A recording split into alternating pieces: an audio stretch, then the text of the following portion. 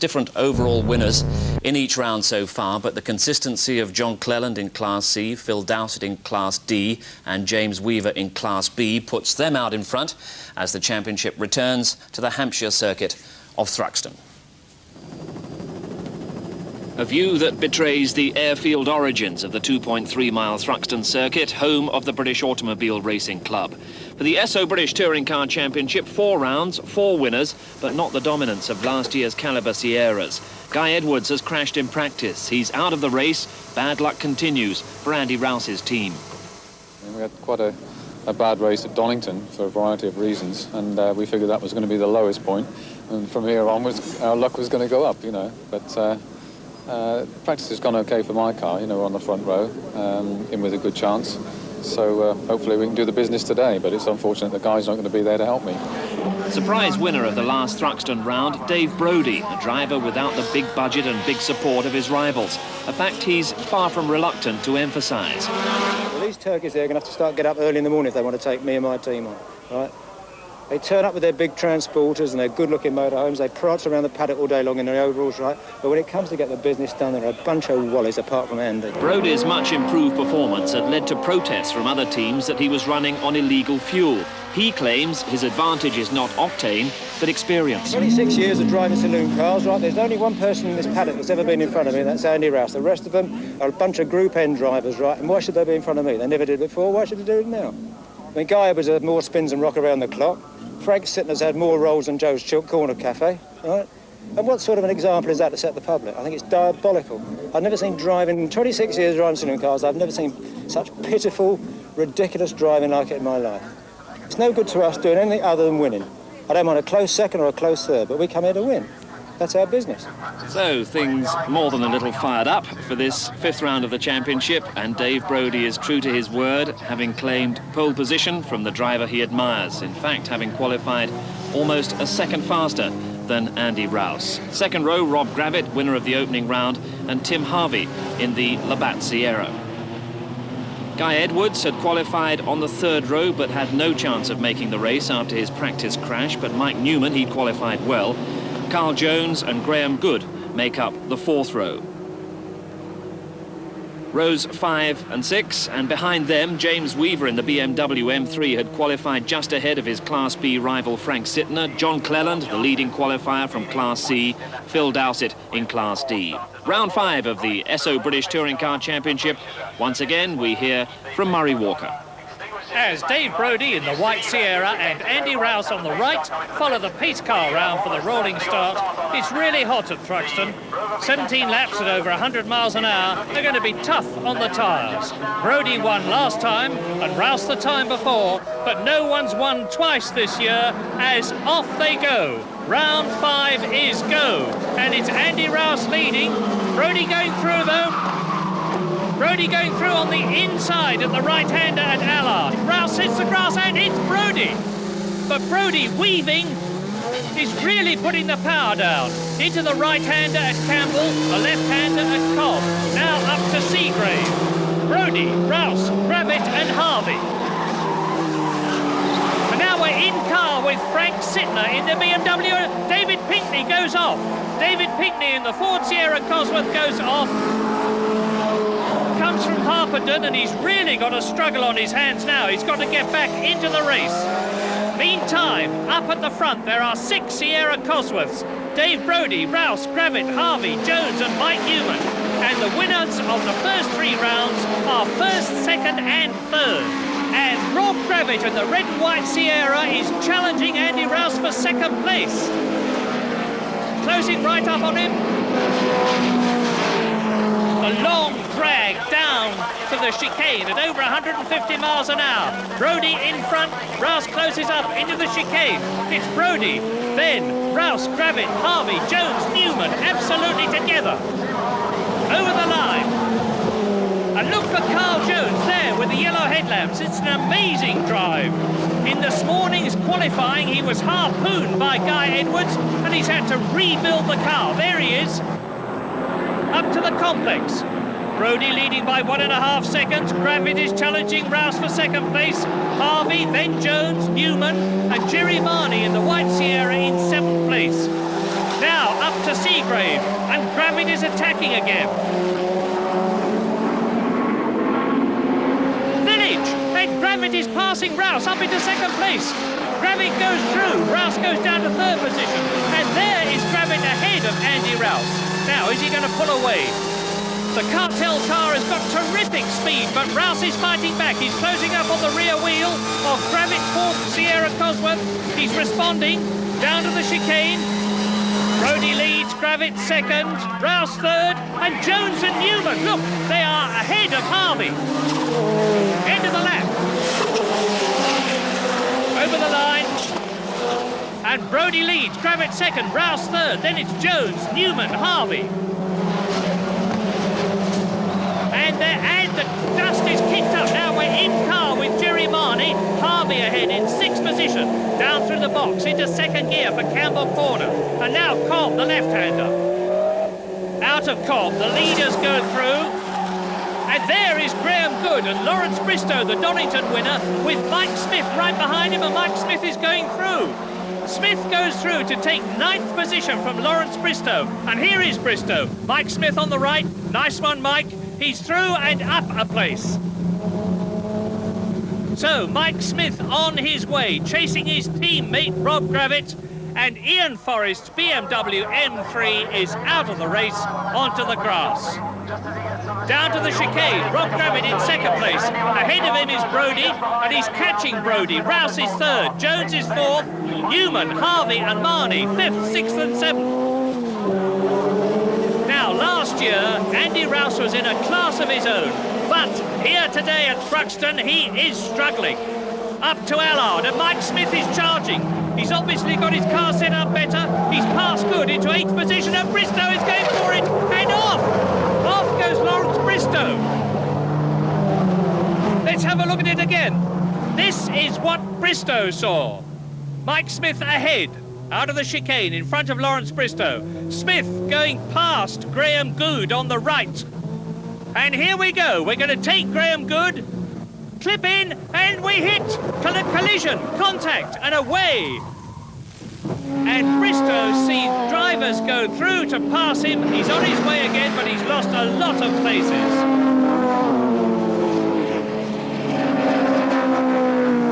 Down to the chicane, Jones in fourth position, Newman in fifth place and closing up. Over the line, Rouse, Jones, Newman, Harvey. And I suspect for the Tim Harvey there, number 7 is conserving his tyres. He's taking it easy. But there's a terrific battle for fourth position. Jones, Newman and Harvey. Number 3, Mike Newman there in fifth position, carrying Carl Jones. Tim Harvey right behind him. And Newman goes through. Newman takes Jones and he's been clipped. Part of the body trim is trailing and it's fouling the tyre, and that is very bad news. 3 abreast into Seagrave. Harvey on the left, Jones on the right, Newman in the middle. Harvey goes past both of them to take fourth position. And Sittner comes into the pits. The British touring car champion of 1988 was 15th. In to change tyres, maybe the wrong compound, but in comes Lawrence Bristow too. He's going to change tyres because he probably damaged them in the spin he had. So it's all action, the pneumatic hammers are going, the wheels go on, Lawrence Bristow sits impassively there. Bit of delay on the rear wheel, still got to tighten up the front nut. That's it, down go the jacks, out goes Bristow. And we're with Sittner now, but they've both got to wait until the lights change to green so that they know the track is clear. Bristow blasts out. And he rejoins the track just behind Mike Newman, number 3, who is in 5th position. With that trim still trailing. That's one way to distract the opposition and save a bit of weight. Still dragging it. Hard right, and off it comes. Jones misses it. On his way goes Mike Newman. No problem now, and that'll fit my Sierra nicely. Thanks, Mike. And Jerry Marnie is out of the race, and what an awful season poor Jerry's having. It looks as though he's got the same problem he had at Donington. No, that's smoke rather than steam. Jerry out to lift the bonnet to let the fire marshals get at it. There's a red-hot turbo down there, and And it's not doing our in-car camera much good either. Smoke billowing all over the place. Jerry Marney very definitely out of the race. Another bad one for him. And that is the battle for the lead in the 1600cc D class. Dowsett and Crudgington bouncing over the curves. In car with Phil Dowsett. Crudgington leads. And these amazing little 1600cc Toyota Corollas develop over 200 horsepower. And it's a battle not only for the lead here, but the lead in Class D of the championship between Crudgington, who's leading in the blue and white Toyota at the moment, and Phil Dowsett, who's actually leading the Class Championship just behind him in car number 70.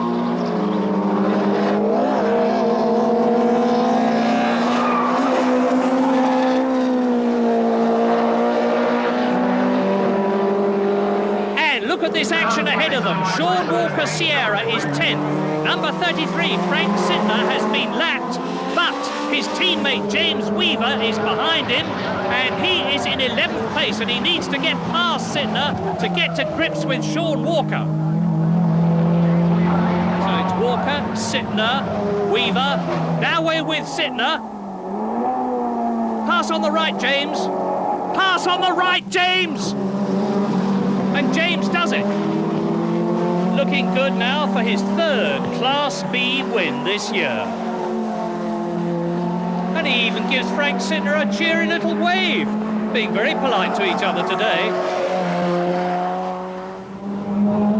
And that is John Cleland leading the 2-litre class in his Vauxhall Astra. But up at the front, there is Dave Brodie, still leading, 4 seconds ahead of number 21, Rob Gravitt, both of them in Ford Sierra Cosworths, as the battle in the D class between Crudgington and Dowsett continues. Now, Dave Brodie is coming up to catch these two, and it's not going to be very long before it happens. Dave, there he is in the background, has been racing 26 years. He's confident, he's flamboyant, he's a real racer. There he is, and he is winning. Dave really wringing the last ounce of horsepower out of the Cosworth engine. He's got a comfortable lead. He's going to win. He's got the car set up absolutely beautifully. Crudgington and Dowsett coming down together towards the chicane. And Dowsett is starting to challenge. He's going to try and take... Yes, here we are, in car with Dowsett. He's going through on the inside. He goes through on the inside. He takes Crudgington. That is Brodie coming up behind both of them. And behind Brodie, there is Gravitt. Over the line now. Brodie takes both of them. And now it's Rob Gravitt's turn. Up to Campbell, the right-hander, after they have cleared the left sweep that they're into now. Brodie approaches Campbell. Dowsett and Crudgington behind him, and Rob Gravitt is about to take them both. But Crudgington is right up alongside Dowsett. He's going to take the lead, and Gravitt is going to take them both right on the apex, and they hit each other. Dowsett, oh my goodness! A full 360-degree spin, the wheel is off, the grass has caught fire. But Rob Gravitt looks at Dowsett out, up onto the bank. Gravitt is out of the car. Miraculously, they are both perfectly okay as the fire marshals slip on the grass. They're going to have to jump down onto the bank to set about the fire. They've got it out already. Well done indeed. That's a very nasty accident. But amazingly, Phil Dowsett looks perfectly all right. So now let's have a look at it from his point of view again. There is Dave Brodie in front. We're turning into the right-hander, and there is Gravitt. Slam bang into the tyre wall, and Dowsett does the same thing. Thank heavens for that protection. And now Crudgington leads Class D. Rouse is right up behind him, number 1, second in the race. And then it's Harvey and Newman really close to each other, and this is Mike Smith on the right trying to lap Lawrence Bristow. And they've touched each other at the chicane, and Bristow is off, nearly hits the pit lane Armco. Miraculous recovery. And there on the left is Mike Smith. Away he goes. And Mike Smith has got the momentum. He's pulling away. But Lawrence Bristow may have been lapped, but he isn't giving in. And watch that turbo gauge needle, the big white one. He's definitely reeling Mike Smith in again. And that is the BARC rescue unit. Now, the British Automobile Racing Club runs Thruxton, and everything you need for a rescue is in that vehicle. Medical equipment, cutters, resuscitation gear, and they're deliberately leaving the vehicle there to protect them while they rush up to see if Gravit's okay. Well, he is okay. He's out of the car, actually. And there he is. But he must have a very sore neck. Now, let's have a replay. On the left is Crudgington, then it's Dowsett, on the right is Gravit. Gravit turns in, there is contact. Straight onto the grass, into the tyre wall. Dowsett does the same thing. 360-degree spin from Rob Gravit. The wheel is off, the back is up, and the grass catches fire. That could have been very, very nasty indeed. And Dave Brodie is slowing. There he is. And that is Andy Rouse going through. He's gone from third to first. And Tim Harvey is really close to him. There is Rouse, and there is Harvey. Now, I wonder what's wrong with Brodie. There's the answer. Look at the left rear wheel. There is no tyre there. He's driving on the rim. Dave Brodie trying to get back. Now, there is Rouse leading. Harvey in second place, right behind him. Mike Newman in third position, number 3. And Carl Jones goes past Brodie up into fourth position. What a fantastic development as Dave Brodie rattles into the pit lane on his rear rim.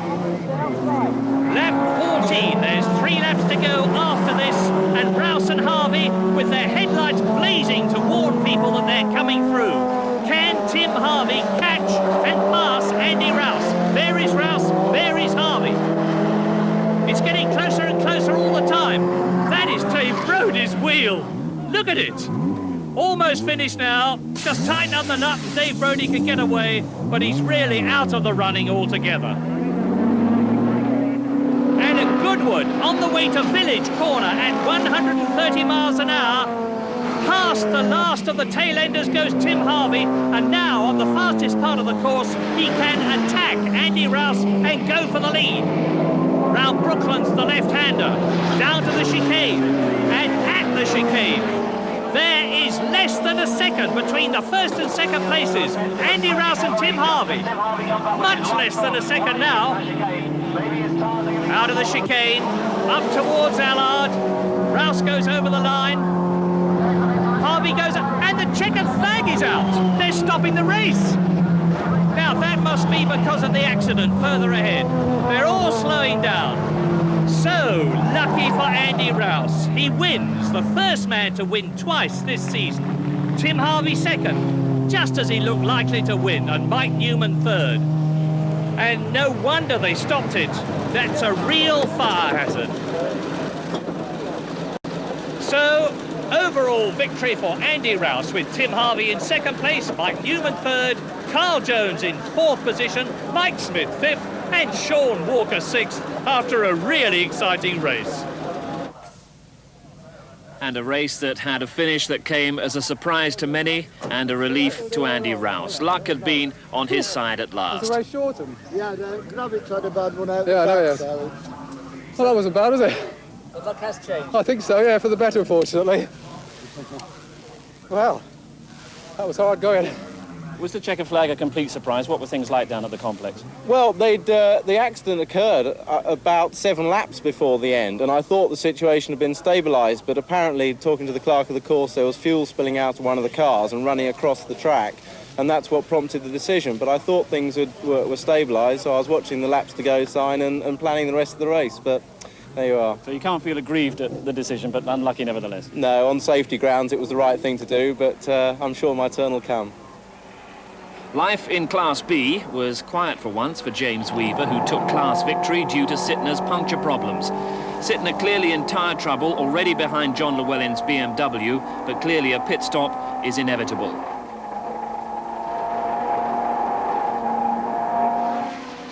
So Weaver unchallenged for class victory and the fastest lap, and for once no recriminations in the BMW camp.